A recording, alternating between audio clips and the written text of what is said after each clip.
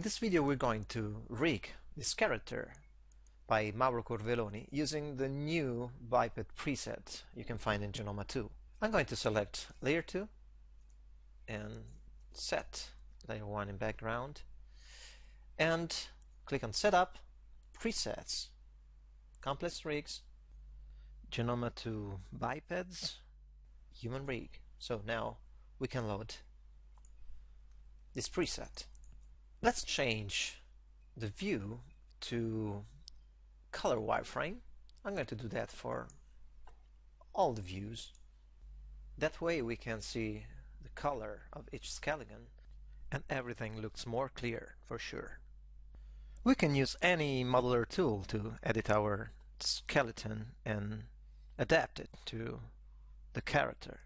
So in this case, first thing we can do is to resize the skeletons composing the whole rig.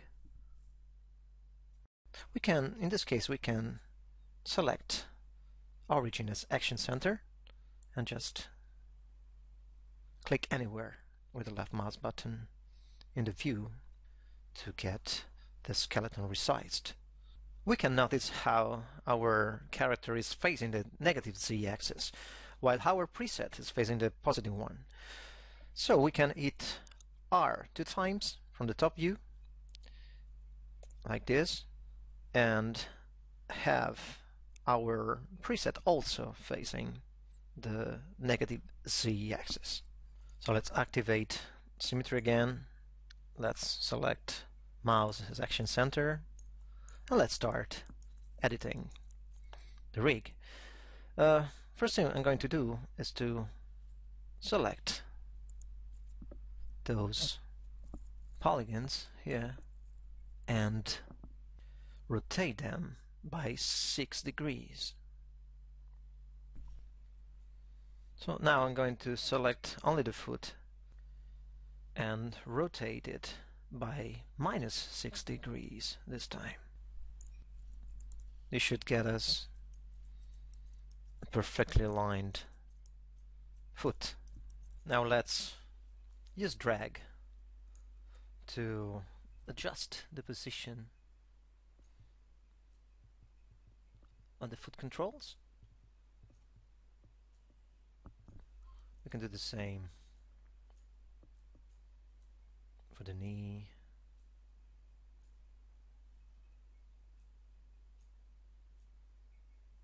Okay, let's take a look in the perspective view. This should work. Maybe we can move those a little more so they better match the leg. We need to be very careful about the position of the pole vectors for the leg. Those are determining the knee direction, but also the alignment of all the bones in the leg. So just don't put them, in weird positions like this, like this.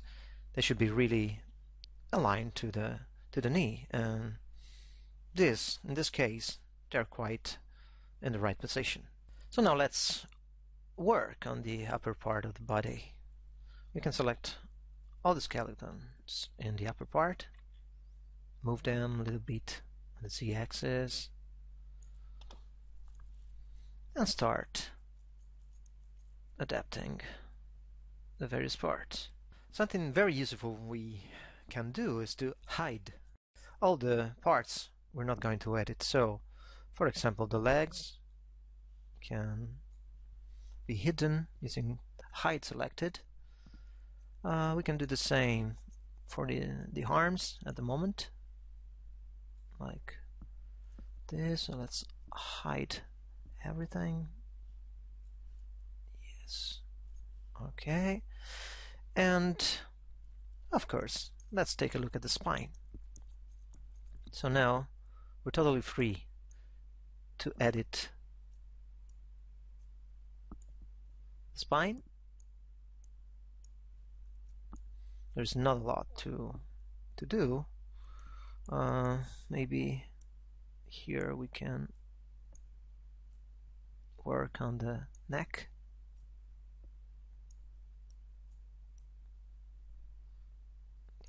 and we can select the skeleton in the head and move them in the right position. So yeah, maybe here. Okay, let's select those skeletons. Those are not important, those are just expression item. We will talk about it in the future, but something we can do is to use the transform tool. If I only need to see the skeletons.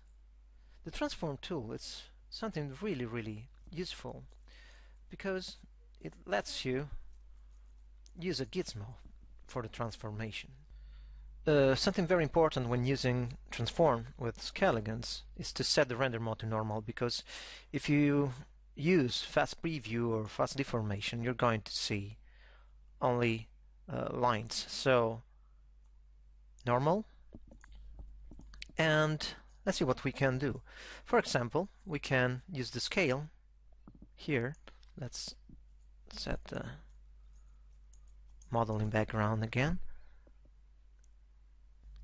So now we can see how the transform tool let us scale, translate, or rotate the selected skeletons without problems. Let's fix the neck. We also need to fix the position of the eyes. So yeah, we can put them in the center like this.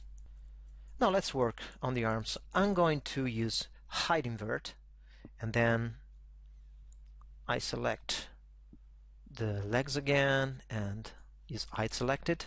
So now I can only see the arms.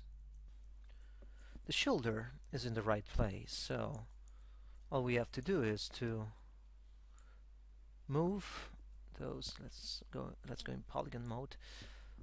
Move those bones here, so the elbow is now in the right place, and of course we need to scale the hand.